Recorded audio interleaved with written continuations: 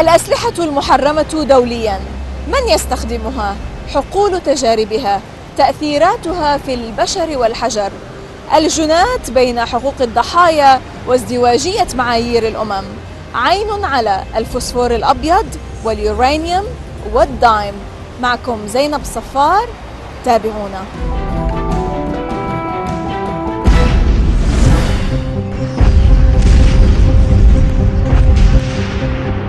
ارتفاع غير مسبوق في التشوهات الخلقية والإجهاض بلغت 14.7% لوحظت في السنين التي تلت العدوان الأمريكي على منطقة الفلوجة في العراق منذ 2003 وحتى الآن، بحسب دراسة نشرت على موقع newsweapon.org لأستاذة علم الجينات في جامعة جنوة الإيطالية الباحثة باولا ماندوكا. الدكتور ماندوكا عزت هذا الارتفاع لنوع الأسلحة ذات المعادن المختلفة التي استخدمتها مختلف وحدات الجيش الأمريكي آنذاك ضد الفلوجة وأهلها. الأسلحة التي تحتوي على المعادن استخدمت في أفغانستان والعراق وغزة ولبنان وليبيا.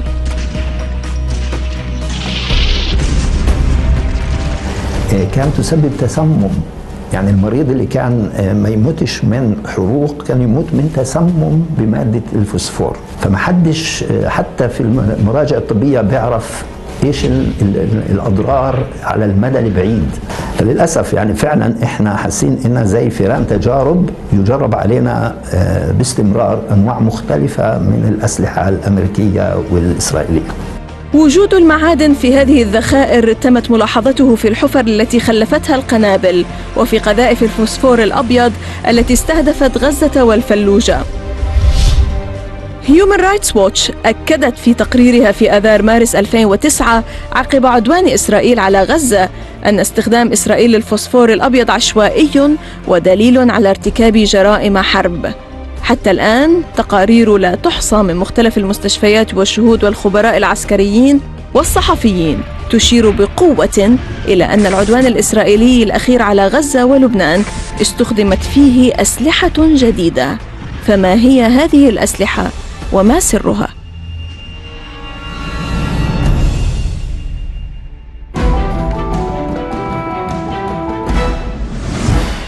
Professor Maandouka, what's so new about these kinds of weapons used in the recent Israeli aggressions against Lebanon and Gaza?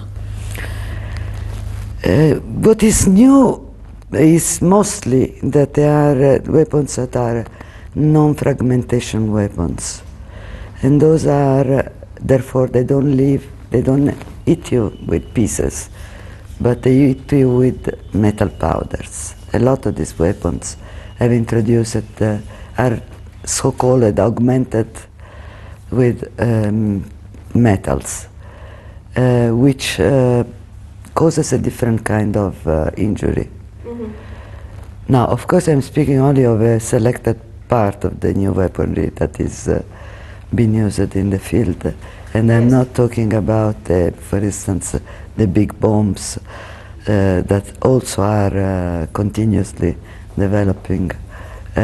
What sort of bombs do you mean here in particular that do not leave perhaps traces that could be seen with the naked eyes, and do they go under any kind of law when they are being used? I mean, there has been a whole number of weaponry that is not that does not leave traces, signs to the eyes, because they leave burned bodies, amputated bodies, bodies punctured with different kind of wounds. So the effect on the individuals is evident, but there is an additional effect that by delivering metals that are most often carcinogenic or that can induce acute and long-term effects, including those on reproduction, both reproductive capabilities and the potential malformation in children. So they deliver these metals. Yes, you have the wounded person, the killed person, but you have also the impact on the environment, therefore potentially on all the population of these metals that are delivered. Do you have... Because sorry, yes. they stay in the environment. Mm-hmm. It's not like a gas that disappears, this traditional explosive or whatever. They tend to remain in the environment. So it's a long-term effect. So they are found in the environment in long term. And it's expected that they can contaminate the crops, the animals, the food therefore that people eat. So the people can get them directly or indirectly from the environment. But is there any proof that says, is there a tangible evidence that says that those kind of weaponry directly affect the human reproduction or cause cancers or birth defects? Do you have any tangible evidence? Now, there is a number of things that lead in that direction. To have tangible, direct cause-effect relationship in scientific terms is something that is very difficult to achieve if you don't develop long-term studies. At the stage of this game of trying to understand if that happens, we have the most reasonable thing to do is to choose the beginning, which is the presence of the metals and in the bodies of humans, and the end effect, the effect on reproduction, because that is one end point.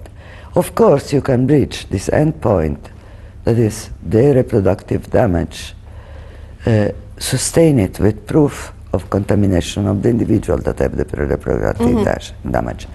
And that would be as near as to a direct cause-effect relationship that you can possibly get in this kind of field. I was just going to point out here that the title of your article published in the Global Research on December 18th, 2009 was Weapons of Mass Destruction Used in Gaza. Now, a lot of this weaponry, non-fragmentation weapon, has been, we believe, mostly tested in Gaza in 2006, so in small amount, and then used in Gaza in 2010, in 2008, 2009, that winter. We know the kind of wounds that have been produced. We know that these wounds, we've given a proof of what we call a proof of fact, that weapons that contain metal powders have been used to cause those wounds, because at that time we analyzed the tissues of the wounded people, of bearing different kind of wounds. So they were amputated, there were people that were burned, there were people that had what we call multiple pointing wounds. And for each of this kind of biopsies, we could find a different set of metal, which we called metal signature of the weapon. So if the people that have these wounds have in their chair this kind of weapon, which is different according with the kind of wounds, it means that the weapon has delivered these metals in their bodies. Right. So this is the only proof of fact that these weapons, non-fragmentation, bring metals into the body of the people. At the same time, when we measured the content in these metals in the air of children in Gaza 1 year after the war, we found that in the majority of the children that we tested, which were 97, there is an increased content of one or more of these toxic metals, compared to children from different areas, which were 2 different cities in Italy and Israel, Jerusalem. Which means that probably the weapons that have been used have left a certain amount of metals in the ground, and the assumption of metal can be measured by the content of metal in the air of people. So we have also this other, if you want, direct, indirect proof that the environment there was contaminated by unusual metals. Cobalt is not a metal that you normally find in nature. Yes. Or on the long term, mercury or yes. On the long uranium. term, what are the negative repercussions of such weapons on the environment? Not only in Gaza and Lebanon, also you studied Fallujah, the use of such kind of weaponry by the U.S. forces there against the people of Fallujah? Some of the weaponry that has been used in Gaza and Lebanon are the same as in Fallujah. This is known from The various research sources. studies, yes. Various sources. What is happening in Fallujah, and I talk about year 2010, is that they have had an increasing number of problems in reproduction, and they have an extremely high rate, 14% of birth defects in 2010, and we don't see it decreasing it. The rise has been in time, so the effect has not been immediate. There's been a rapid effect on increasing miscarriages in Fallujah after the attacks. That has more or less declined, but then slowly the the rate of birth defects has increased to this unbelievable number. 14% means that many families have also more than one birth defect. Means a social and human tragedy, an economic burden in terms of helping these people that is obviously very big. And also means that the last resort of the doctor was to tell people, please don't have children. Is this the solution? That is the solution of despair. They cannot do anything in terms of facing the situation. And that is why it's extremely important that something is done in terms of researching exactly what is the causative effect, so that you can think to develop a line of work towards resolution, prevention, and something that can lower the burden. Is it the case only in Fallujah? What about in Gaza and in Lebanon? Is it similar? About Lebanon, I know little. I know that maybe there is somebody that is doing some work, and I hope they are. About Gaza, we started to survey the situation, working in the Shifa hospital during the last year. And this is the biggest hospital and it's a public hospital in Gaza. And there's about 18,000 children born every year. So it's a place where you have 40, 50 deliveries every day. And we worked there, we registered in order to understand what is the level of birth defects, miscarriages. Due to such kind of weapons. Exactly. To have data, essentially, because if we don't have the data, you don't have the possibility to understand and therefore intervene.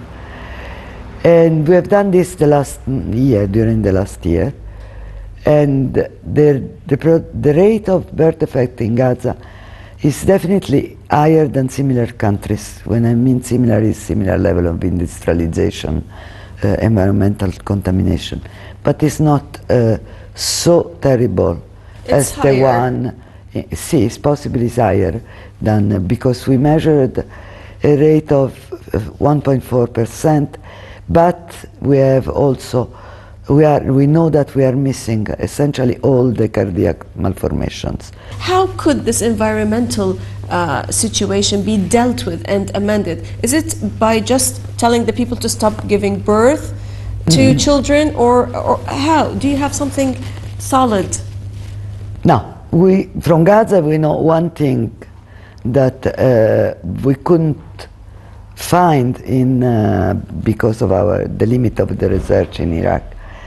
In Gaza, for what we know, there is a strict correlation between having been exposed to white phosphorus and bombing and having a child with birth defect. This data is solid in Gaza.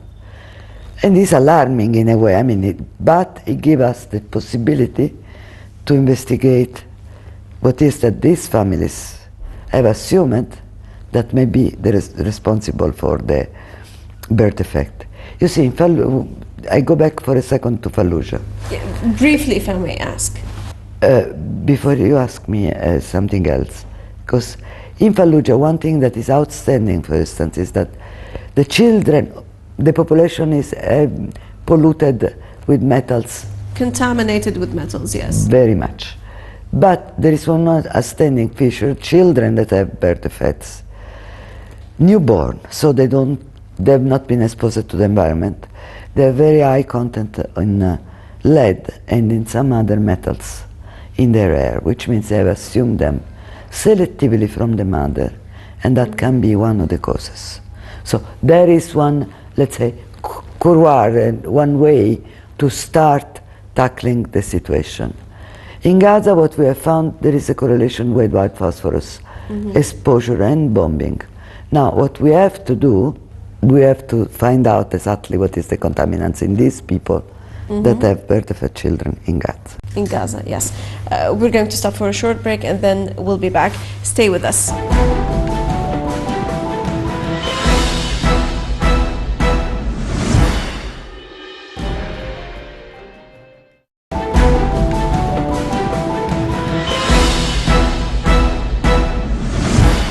Welcome back. Now, Dr. Maandouka, you were talking about the situation and how we're going to deal with the situation, how you as scientists are going to lay the ground on how to deal with the situation, whether in Gaza, in Lebanon, or in Fallujah be dealt with. How do you put the pictures together? But the picture is slowly coming together. There's a lot of gaps still. We do know that there is a correlation between certain weaponry and the delivery of certain metals, and this is a family of metals, it's not all the metals of the world. We know that some of them are teratogens, we know that some of them pass also through the barrier of the placenta into the child, others don't. So we can focus now further research in proving that children that are carriers of birth defect are also carriers of certain metals. And if that turns to be true, then there are strategies to free mothers from the metals so that they don't pass it to the child. There are strategies that can be used at individual level, and there are strategies probably that can be used or at least experimented at a wider level in terms of prevention. Are they accessible? Some of them would be accessible even in poor countries. I'm not talking of very sophisticated methods, drugs with a patent so that they will never be able to use purchase it. them, Exactly. Yes. I'm talking of, I mean, when I talk of strategies, I exclude a priori things that cannot be done. I tend to think to things that can be applied or approached in the real situation where they are needed, because now, here I want you to tell me, is your research going to be only informational sort of research, scientific one, political research, or are you going to pursue any legal steps forward? As scientists, we have decided that we stay strictly to what we can do and know how to do. Which means also, as a persons, we have good hope that both politically and legally there will be somebody that picks it up. And of course we will deliver all the information that we can to whoever wants to do a legal action. In studying this long-term biological effects of such weaponry, what were the limitations in your research as scientists, as independent scientists and doctors, and how could you overcome such kind of limitations? They would be overcome much if more money and more people would come to work. The scientific background and the scientific context that is interested in this kind of research is there. And I'm realizing that more and more when I speak with colleagues, because usually I put together teams of people that can do certain specific in the research. And so I have a continuous feedback with different kind of colleagues in different fields, and I understand from them there is more and more people that are willing to participate and to give something to this kind of research. Yes, both from the medical side and even from the scientific side. The situation here is very paradoxical. I mean, in the sense that the U.S. administration and its allies, the U.S.-led occupation of Iraq, they went there in search of weapons of mass destruction. And all of a sudden, And it's not all of a sudden, I guess, that their allies, the Israelis, they blatantly use such kind of weapons in Lebanon and in Gaza. So it's double standards, huh? Even triple, quadruple standards. Yes. I mean, the standards are all mixed up. non-existent at Yes. the time. Yeah. And it's obviously double standard. They themselves, they used it in Iraq. Extensively, man, for, don't forget Vietnam, I mean. Sure. We come from that. Or if we want to go even further back, you can go to the nuclear weapons used. It's always been like that. Except now it's really covering a wide part of the world. The Middle East, standing in Asia, is attacked heavily by this kind of weaponry on a daily basis. Afghanistan, we know very little about Afghanistan. It's very difficult to have anything that you can work with from our point of view. Afghanistan must be a terrible situation as well. But if the US and the Israelis escape from any sort of penalty when it comes to the use of such weapons, doesn't that encourage other countries to use such kind of weapons against other neighboring countries? If they have the money and the right political alliances, yes. And that includes Europe, but also Arab countries. And I'm worried about the Arab countries in this moment, probably more than of Europe. Now, here, I want to ask here about your duty and your task as scientists when it comes to the facts that you have on the ground. What's your duty? What's your message?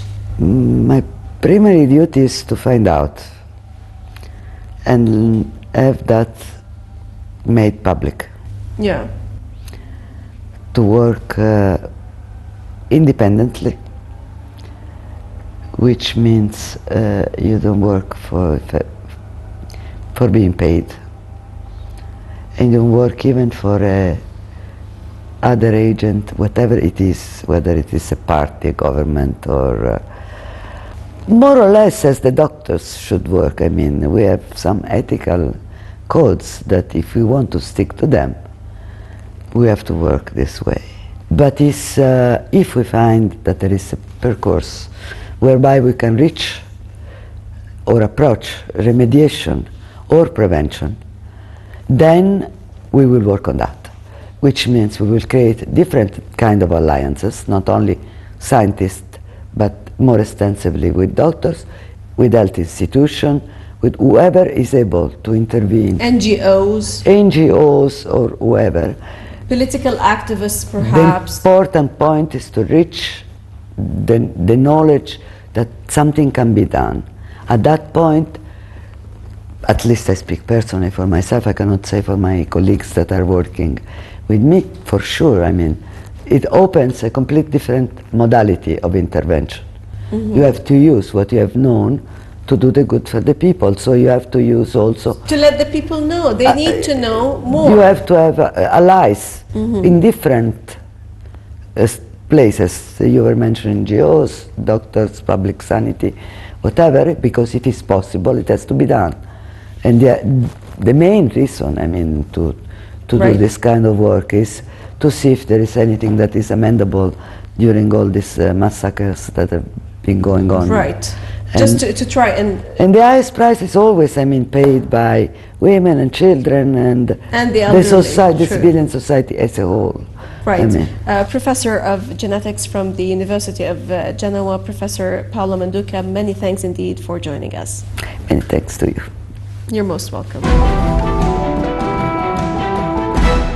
إذا لقاء جديد في الأسبوع المقبل ودائما من الداخل. إلى اللقاء.